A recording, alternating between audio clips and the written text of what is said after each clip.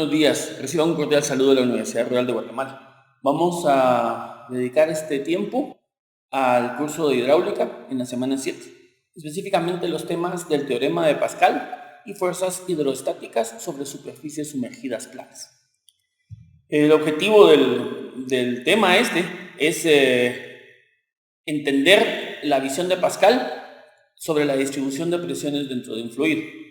Y luego conocer cómo actúa la presión de los fluidos en las superficies que se localizan bajo el nivel del mismo y aplica para presas y muros. En la primera diapositiva se puede observar un contenedor sellado, hermético, que no tiene fugas. Eso es importante porque de haber fugas, la distribución de presiones sería muy diferente. En este caso tenemos dos émbolos en los extremos, que aunque tienen movimiento, siguen siendo sellados y herméticos. Según Pascal, la presión sobre un fluido incompresible dentro de un recipiente indeformable, eso es importante, porque si el recipiente se puede deformar, entonces las presiones se van a distribuir de manera distinta. Se distribuyen uniformemente en todas las direcciones hacia toda la superficie del mismo recipiente.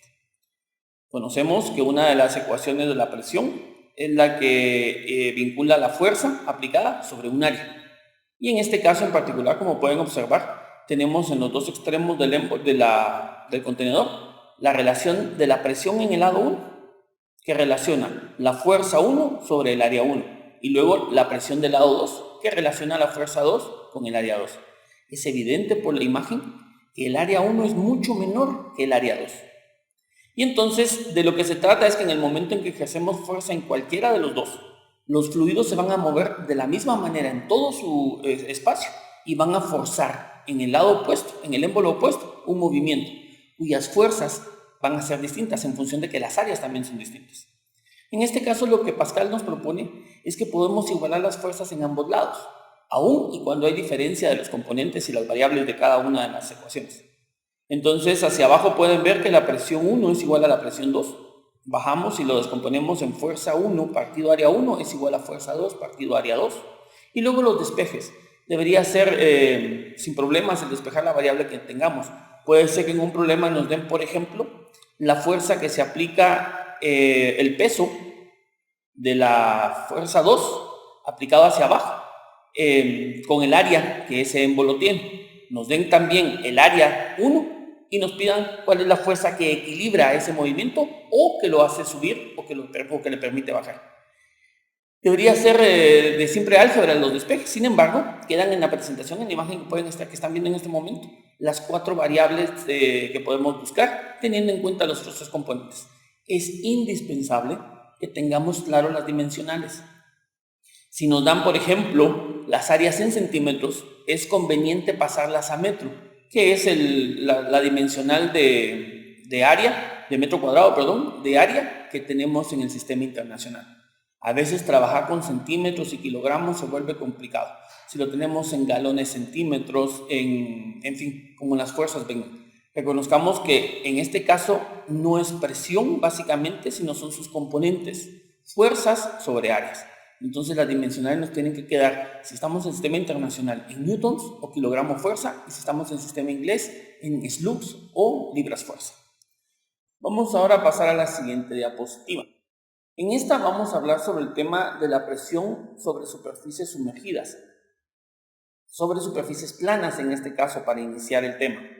Como podemos ver en la gráfica en la parte inferior izquierda tenemos la elevación de una presa que recibe presiones de fluido del lado izquierdo hacia la derecha. Como ustedes saben, la presión manométrica vincula la gravedad, la densidad del fluido y la altura a la que se ejerce la presión. En el diagrama podemos ver un triángulo. Ese es el diagrama de presiones que recibe el muro del fluido. En la parte superior podemos ver que el fluido está haciendo cero presión sobre el muro, ya que la profundidad es una de las variables que afectan la presión neta. En este caso, al nivel del agua no hay presiones porque la altura es 0, pero conforme vamos bajando hasta el fondo, encontramos la mayor presión. Este triángulo tiene por base la presión a la profundidad máxima y por altura, la altura propia del fluido. Al calcular esta área, vamos a poder tener la posibilidad de encontrar la fuerza neta, que es todo el volumen que se ve en la parte superior izquierda. Entonces, el área del triángulo, que sería base por altura dividido 2, multiplicado ahora por el ancho de la presa, que se puede ver en la parte superior, nos da ese prisma de presiones.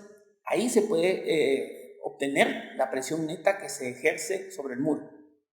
Adicional a esto, vamos a tener la necesidad de localizar el punto donde esa presión se ejerce. En el sentido ancho de la presa, la presión se ejerce al centro. Pero en el sentido vertical, vamos a hacer uso del centroide del triángulo, que es la figura de presiones. Ese centroide, como es sabido, se encuentra a 1/3 del ángulo recto. Es decir, si la altura neta del triángulo son 3 metros o la profundidad del agua son 3 metros, a partir del fondo hacia arriba es 1/3, 1 metro. Ahí estaría aplicado la fuerza neta del volumen completo que tiene el triángulo. Nos vamos a la figura derecha. Abajo vemos dónde se aplica esa fuerza. Se puede ver el vector de fuerza aplicado ahí. Y en la parte superior vemos cómo en el isométrico se observa que además de estar a 1 metro del fondo, se encuentra al centro exacto de la presa. Esto es lo concerniente a las presiones. Otra cosa que es importante saber aquí o anotar: todas las presiones son perpendiculares a la superficie donde son aplicadas. Otra cosa que es importante es que lo que estamos encontrando es una fuerza. Las dimensionales deben ser newtons o slugs, o en su defecto kilogramo fuerza o libra fuerza. Vamos a pasar a la siguiente diapositiva. En esta se puede observar ahora la aplicación de fuerzas sobre una superficie que, aunque es plana, está inclinada. Esta tiene todas las características de lo que hicimos antes. La parte interesante aquí es cómo el triángulo o el diagrama de fuerzas se proyecta sobre la superficie. Como dijimos anteriormente, las fuerzas son aplicadas de manera perpendicular. En función de que la pared se inclina, nuestro triángulo se inclina con él. Y otra vez tenemos un triángulo cuya base es la magnitud de la presión aplicada a la máxima profundidad vertical, no la distancia que hay a lo largo del muro, no la superficie mojada del muro. La profundidad vertical es la que nos da la presión del fondo o la magnitud de la base del triángulo. Lo que sí cambia con respecto al ejercicio anterior es que en este caso nuestra altura del triángulo corresponde a la superficie mojada, es decir, la parte inclinada del muro que se encuentra sumergida bajo el nivel del agua. Tenemos un ángulo, siempre vamos a tener un ángulo de inclinación de esta superficie, y por trigonometría es muy probable poder encontrar la longitud de esa superficie mojada. Ahora entonces, para calcular esa área tenemos la base del triángulo, que es la presión a esa profundidad, multiplicada por la altura, que es toda la longitud del muro que se encuentra mojado, dividido 2. Otra vez lo multiplicamos por el ancho de la presa y tenemos el prisma completo, el volumen que ejerce presión sobre el muro. Luego, para encontrar el punto de aplicación, otra vez regresamos y ahora sobre la altura de la superficie mojada de la pared inclinada, vamos a encontrar 1/3 desde el fondo para saber dónde se aplica verticalmente. Y horizontalmente vemos que es siempre al centro de la superficie. Vamos a hacer algunas preguntas de lo que se dijo anteriormente. La presión manométrica es ρGH o densidad por gravedad por altura. ¿Hay alguna otra forma de presentar las características del fluido para sustituir las que están presentadas aquí? La respuesta es que sí.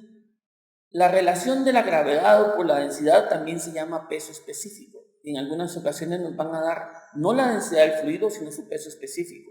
Y entonces solamente lo multiplicamos por la variable h, que es la profundidad. La otra pregunta: el triángulo de presiones sobre una superficie plana tiene como cateto vertical la altura o profundidad del fluido. ¿Qué define el valor de la base? Respondiendo a esta pregunta, como dijimos antes, la presión manométrica es directamente proporcional a la altura. Entonces la base del triángulo es la altura a la profundidad máxima. La tercera pregunta: ¿en qué dimensionales se queda la fuerza neta sobre la superficie mojada? Como dijimos anteriormente, es una fuerza. Tendríamos que estar trabajando sobre newtons o sobre slugs. En su defecto, kilogramos fuerza o libras fuerza. Esta variación del kilogramo masa y el kilogramo fuerza han generado algún tipo de confusión. Sin embargo, solo hacemos la aclaración que el kilogramo fuerza es una masa que ya está acelerada por la gravedad, en tanto que el kilogramo masa no ha sido acelerado y por consiguiente no se puede considerar una fuerza. Agradecemos su atención y esperamos vernos pronto.